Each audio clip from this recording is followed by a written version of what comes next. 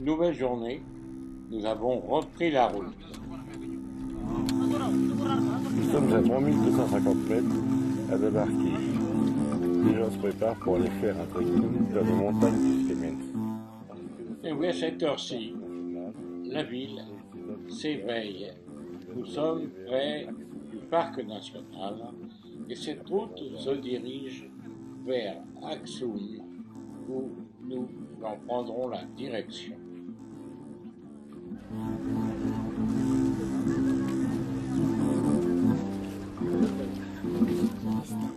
Depuis notre départ, vous pouvez le constater, l'Éthiopie n'est pas un pays plat, mais un pays de montagne, pouvant atteindre jusqu'à plus de 3000 km, comme je vous en ai déjà parlé. En tout cas, admirons le paysage avant d'arriver sur notre destination dans la fin de journée.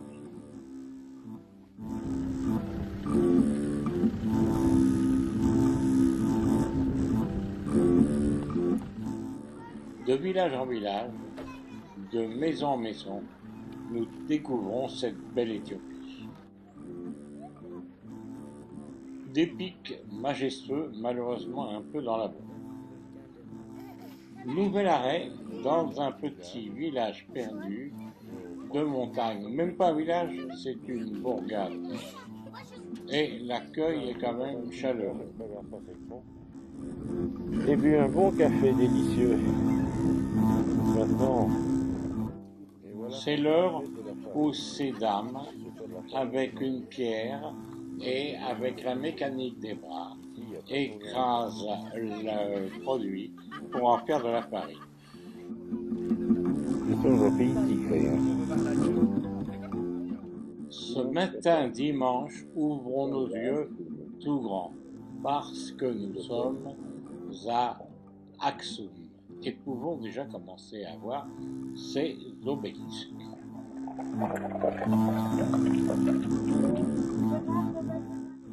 Sainte-Marie de Sion, en 1952, fut-elle construite par Haïdé Sélassié. Cette église permet aujourd'hui l'accès aux femmes. De là, derrière la Caranda, il y a le clocher. À l'intérieur, comme un hémicycle très éclairé.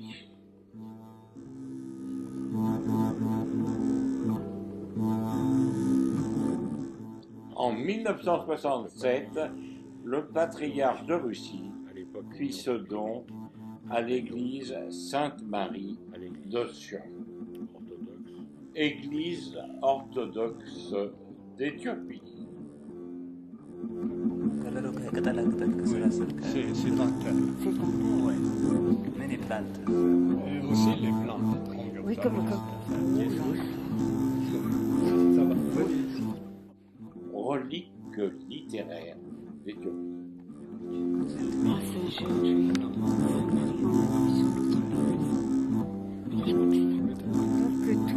Donc toutes les tâches qu'on voit comme ça, c'est des ciels. Si tu peux prendre aussi des nervures sur les côtés. Oui, c'est ça. Ici, là, l'église qui a été construite la première, 4e siècle. Donc, c'est vraiment bien. Elle a été détruite par les musulmans. À côté, en plein air, une exposition sous vide. Et bien gardée. 4. Voyons ici les trésors des différents rois. Une couronne. 4e siècle. Là,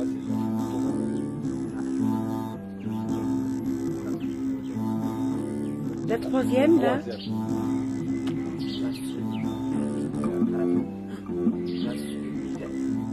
Michael, c'est un roi.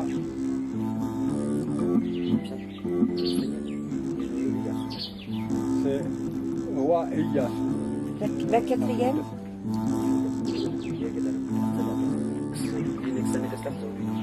Ça, c'est la reine Zaoudite. La roi, c'est la reine Zaoudite. Et la cinquième, c'est quoi la couronne de la cinquième? Yorut İlyas. La Bible du 5e siècle. Chèvre. Non, c'est un pot de chèvre. En peau de chèvre. Et Même elle est écrivée tout ça là, même le peinture, c'est en terre et différents plans là. parce que Non, ça va tout le monde, ça va tout le monde. Ah. Vous voulez oh, la flagellation à gauche, c'est horrible.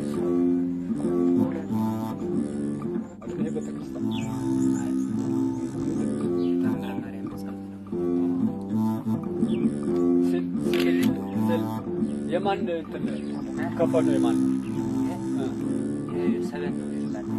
Yaman. Kafa Yaman.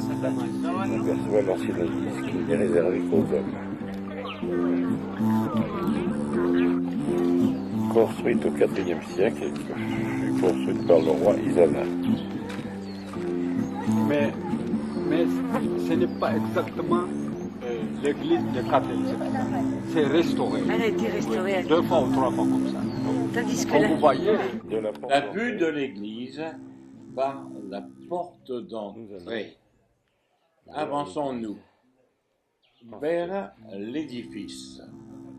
à chaque Lors du couronnement d'un roi, il arrivait par cette porte notre direction et se dirigeait pour aller se laver les mains de l'eau sortant par cette amphore.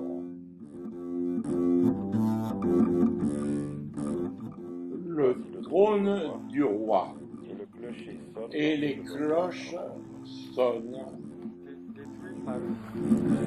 Les musulmans.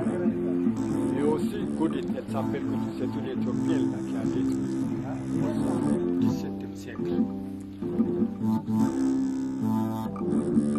Quand elle mange le fruit là,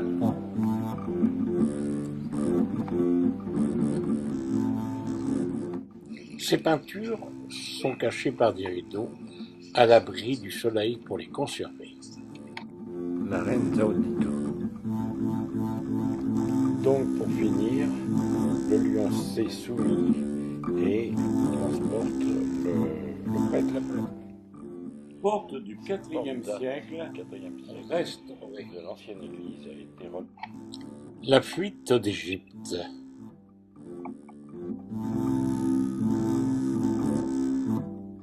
Mise au tombeau de la Vierge et son ascension vers le ciel.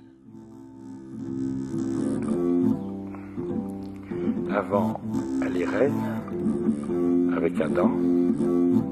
Ensuite arrive le serpent, qui la déshabille, et la voilà perdue à tout jamais. en haut là, ça c'est la bataille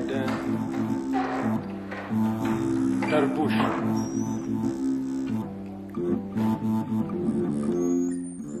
Aksum possède aussi ses propres obélisques, et même conservés à terre, nous donne l'importance des réalisations de plusieurs siècles en arrière. Nous pouvons sérieusement méditer.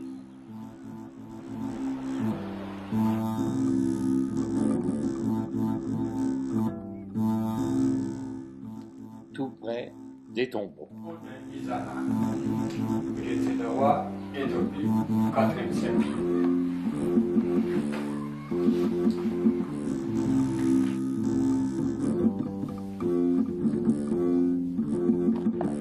Nous voilà à la sortie du caveau de Bazaine, là où était enterrée toute sa famille. En contrebas, les tombes des militaires de l'époque de Bazaine et de toute leur famille. Et voici l'entrée du souterrain, exportation. tunnel qui date du IVe siècle, qui a été fait 6e siècle, qui a été construit par le roi Caleb.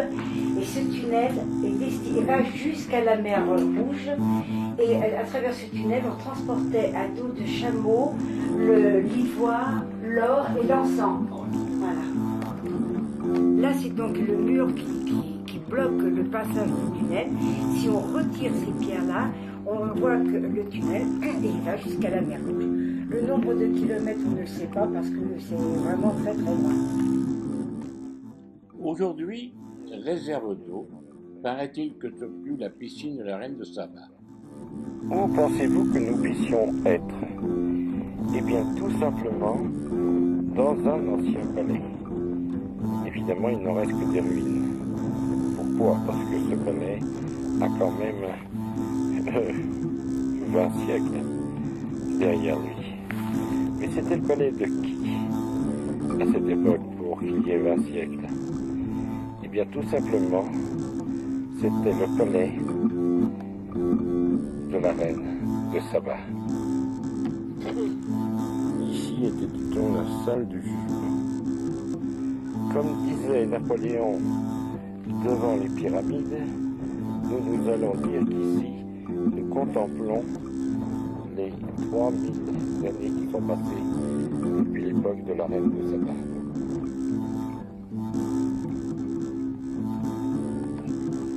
C'est trouver le four pour les cuissons. Là, dit-on, était la salle de bain. Il reste que quelques emplacements de colonnes. Là, encore 3 millions.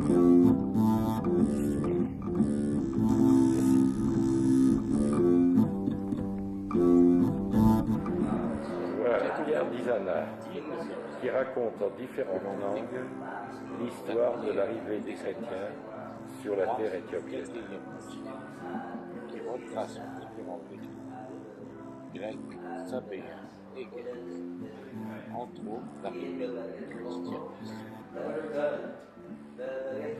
La puissance d'Aksum prendra fin au XIIe siècle, mais aujourd'hui elle reste encore la capitale de l'orthodoxie. Afin de compléter notre visite d'Aksum, nous n'oublierons pas de passer par le musée et de voir quelques vestiges récupérés avec les fouilles depuis des années. Nous sommes souvent surpris par la qualité des artistes de cette époque. Ayant quitté Aksum, nous pensons à l'endroit où une bataille fut livrée entre les Italiens et où Ménélique II les battit.